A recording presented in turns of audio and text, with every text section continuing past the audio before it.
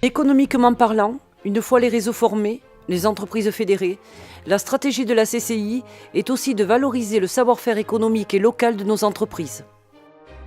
Nous voilà rendus dans le plus grand restaurant gastronomique d'Europe.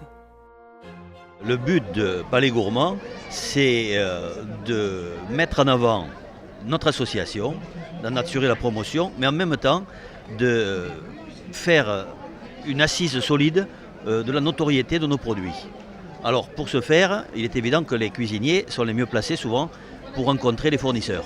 Ils vont sur les marchés, ils vont dans les exploitations, ils sélectionnent les produits et nous avons la chance d'être dans un département où il y a une agriculture très variée et les cuisiniers bénéficient de toute cette richesse locale et la notoriété existe mais elle manque de reconnaissance. Et je pense que par nos opérations, c'est la reconnaissance des maisons et la reconnaissance des produits. Vous étiez certainement parmi les 2000 clients qui se sont pressés aux portes du 5e Palais Gourmand, organisé par les Toques Blanches du Roussillon et la Chambre de commerce. Palais Gourmand, soirée gastronomique unique en France, permet de découvrir tout au long d'un parcours original la richesse de la gastronomie catalane à travers les créations de 40 chefs cuisiniers.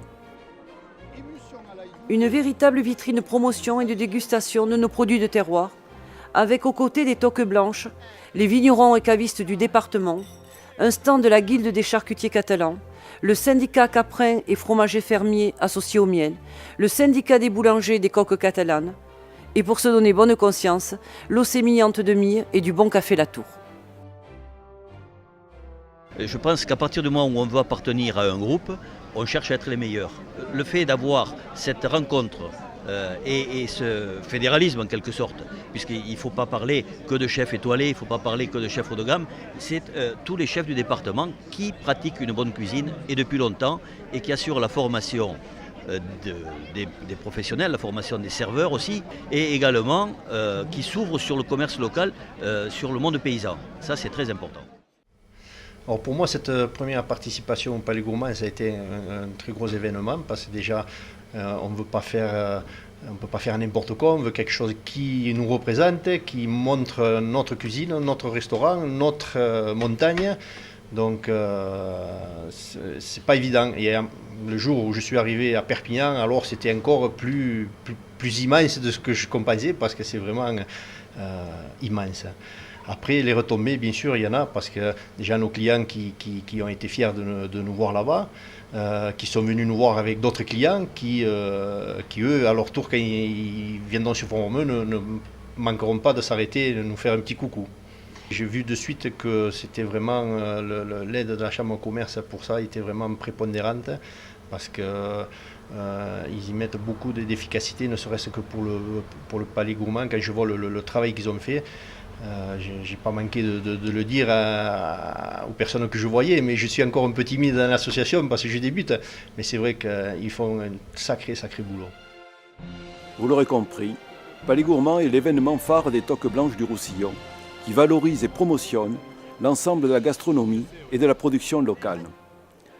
Pour l'édition 2010, Palais Gourmand s'est ouvert à l'Europe en accueillant l'Académie culinaire de Cracovie avec 4 grands chefs polonais.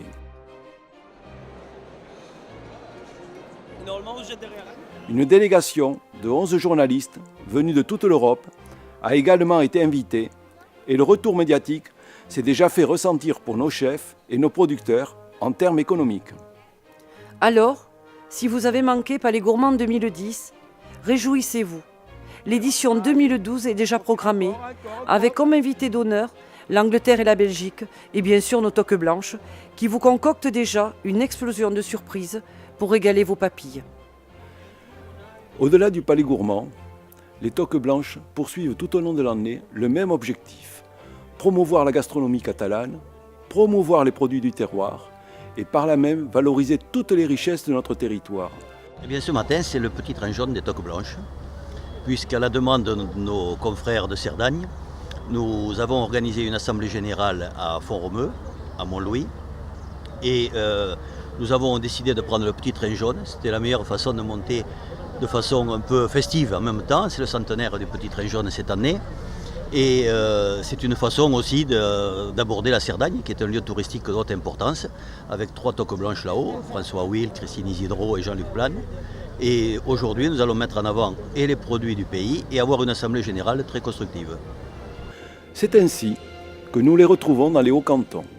Pour nous, en Cerdagne-Capcir, effectivement, Pyrénées catalanes, on est heureux d'accueillir les Toques Blanches parce que déjà, ça fait partie au niveau du département des meilleures tables du département. Donc ici, nous avons aussi 3 toquets en Cerdagne et Capcir et qui font partie du patrimoine culinaire de notre Cerdagne-Capcir dont nous sommes fiers.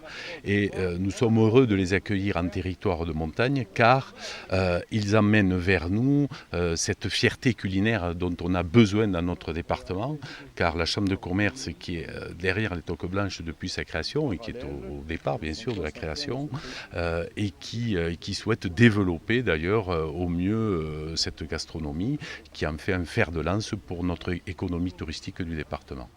Depuis quelques années qu'on est installé, je suivais régulièrement l'activité des Toques Blanches et je trouvais que je ressemblais un peu à ce qu'ils représentaient. Donc pour moi, c'était important d'y être et un honneur d'y être. Moi, je veux être dans cette association aussi pour apporter ma pierre à l'édifice, parce que je pense que c'est une association dans laquelle tout le monde doit s'impliquer. Il ne faut pas rester à la traîne de ça.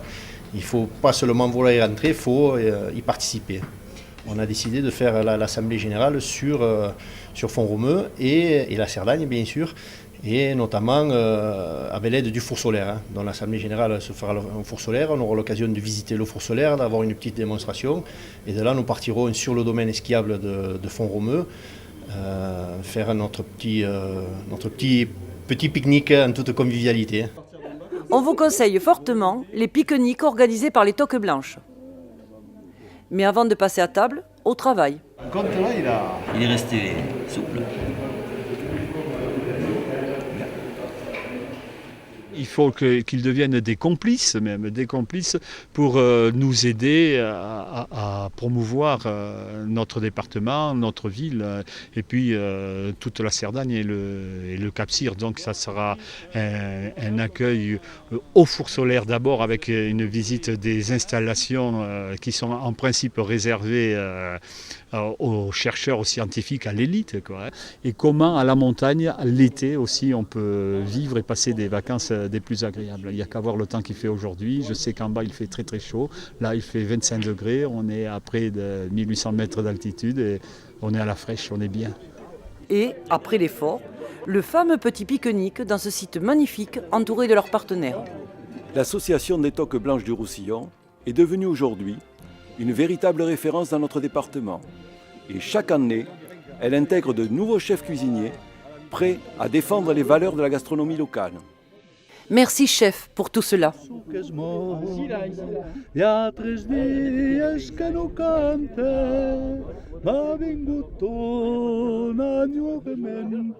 vous avez qu'à vous le chanter. Mais si, c'est bon, perfect.